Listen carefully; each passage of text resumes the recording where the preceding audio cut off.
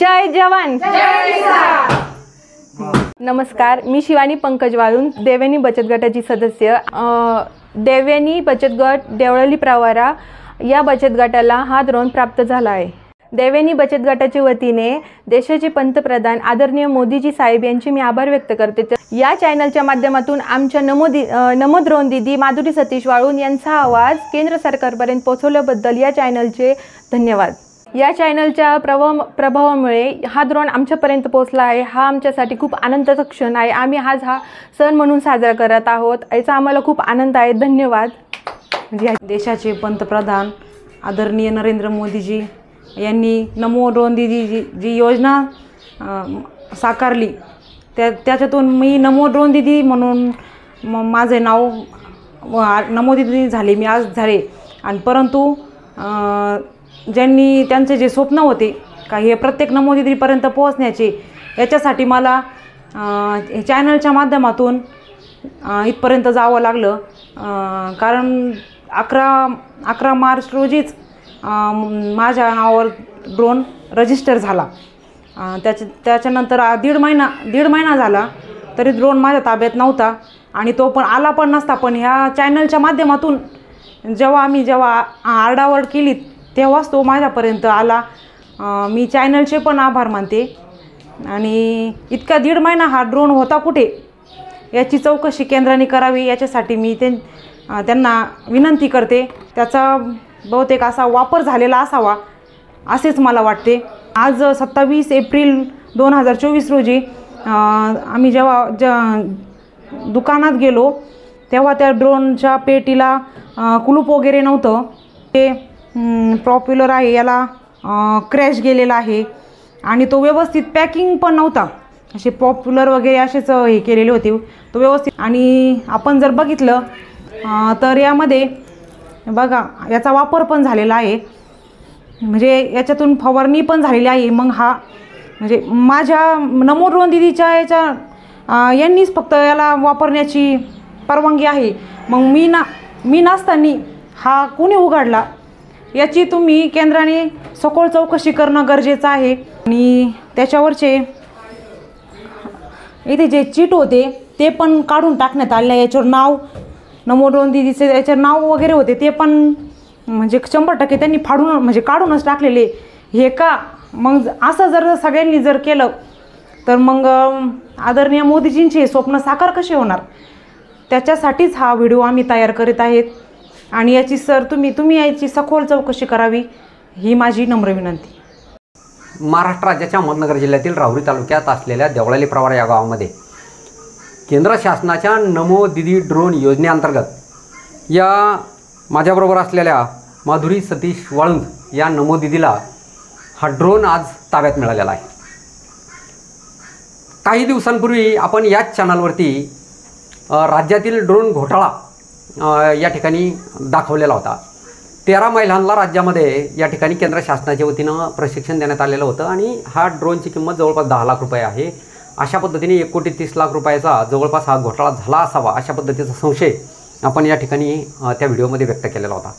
आणि त्यानंतर संबंधित यंत्रणेला जाग आली आणि त्या यंत्रणेने आज 27 एप्रिल 2024 रोजी या दीदीला संपर्क केला आणि कोल्हार येथील त्यांच्या दुकानामधून हा ड्रोन त्यांच्या ताब्यात दिलेला आहे। ड्रोन ताब्यात देताना याच्यावरती पूर्ण धूळ या ठिकाणी साचलेली आहे। हा ड्रोन वापरण्यात आलेला आहे अशा पद्धतीचं त्या दीदीनं या ठिकाणी त्याचं परीक्षण केल्याच्यानंतर आढळून आलेलं आहे। आणि एका प्रॉपला या ठिकाणी क्रॅश गेलेला आहे असंही याच्यामध्ये दिसून येत आहे। म्हणजे एक प्रकारे 11 मार्चला यांना कागदोपत्री हा ड्रोन यांच्या ताब्यात दिलेला होता आणि आज रोजी 27 एप्रिलला म्हणजे जवळपास दीड महिन्यांनी हा ड्रोन यांच्या ताब्यात मिळाल्यामुळं दीड महिना हा ड्रोन कुठे गायब होता अशा पद्धतीची दीदीची तक्रार आहे। याची चौकशी होणं गरजेचं आहे। जेव्हा कोलारच्या दुकानामध्ये आम्ही हा ड्रोन आणायला गेलो त्यावेळेस याची जी पेटी आहे याला कुठल्याही प्रकारचं कुलूप नव्हतं, याला कुठल्याही प्रकारचे या दीदीचं लेबल त्याच्यावरती लावलेलं नव्हतं। दीदीचं ऑनलाईन जी काही नोंद आहे या ड्रोनची ती ह्या दीदीच्या नावावरती आहे। आणि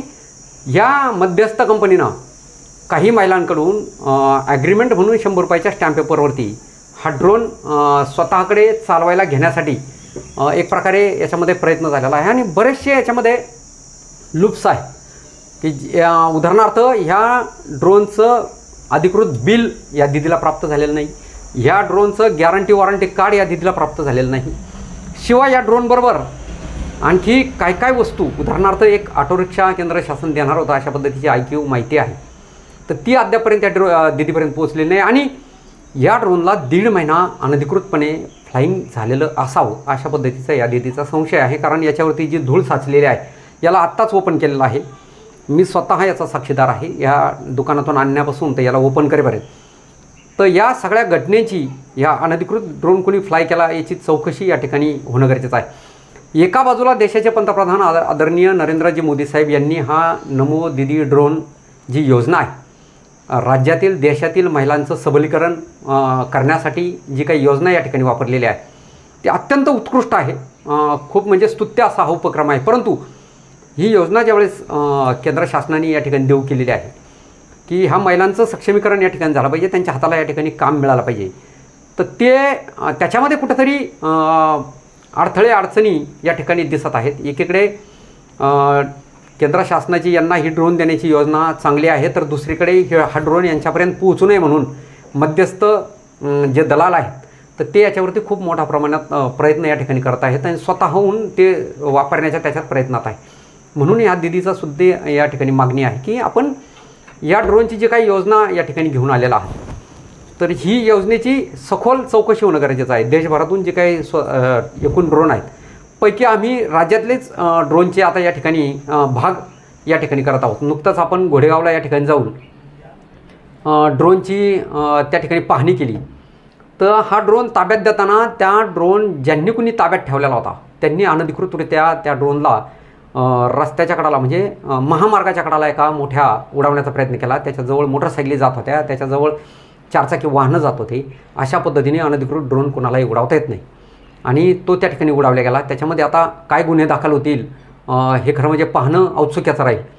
परंतु ह्या दिदीचा ड्रोनसुद्धा आता हा उडवण्यापूर्वी दिदीचं म्हणणं आहे की आम्हाला याचे जे कोणी टेक्निशियन असतील तर त्यांनी या ठिकाणी यावं आणि या दिदीला टेस्ट फ्लाईट या ठिकाणी देणं गरजेचं आहे.